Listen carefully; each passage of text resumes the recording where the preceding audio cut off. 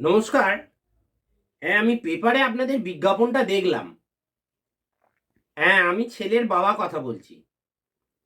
হ্যাঁ, আমি শ্রীরামপুর থেকে বলছি।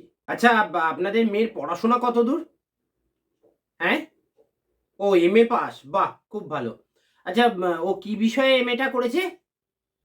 ও ইংরেজিতে? বাহ! চমৎকার।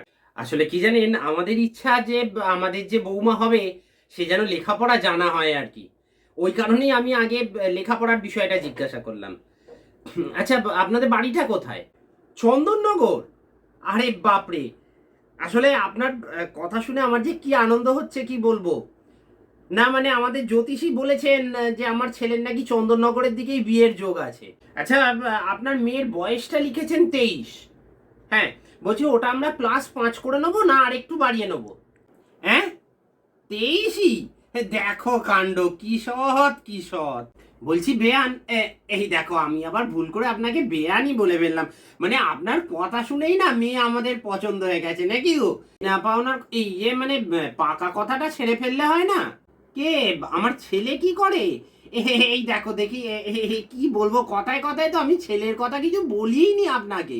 ছেলে আমার স্বপ্ন দেখে আর আমি বাবা হয়ে ওর সব স্বপ্নগুলোকে পূরণ করি। এই তো কদিন আগেই ও স্বপ্ন দেখলো যে বাইক চালিয়ে বৌমাকে নিয়ে ও শ্বশুর বাড়ি যাচ্ছে। তো ঘুম থেকে উঠেই আমার কাছে পায় না, বাবা বাইক কিনে দাও। আমি তো কিছুতেই রাজি হব না। তারপরে ওই আলমারির কাঁচটা ভেঙে দিল। একমাত্র ছেলে তো, আমি আর না বলতে পারলাম না। শালাবাবুর থেকে ধার করে বাইকটা এনে দিলাম। কিন্তু এখনো তো পুরো স্বপ্নটা পূরণ হয়নি। সেই কারণে এবার বিয়েটা দিতে হবে। তা কবে যাব আপনাদের বাড়িতে পাকা কথা বলতে? হ্যালো, হ্যালো, গেল। দেখেছো, এরাও না বলে দিল।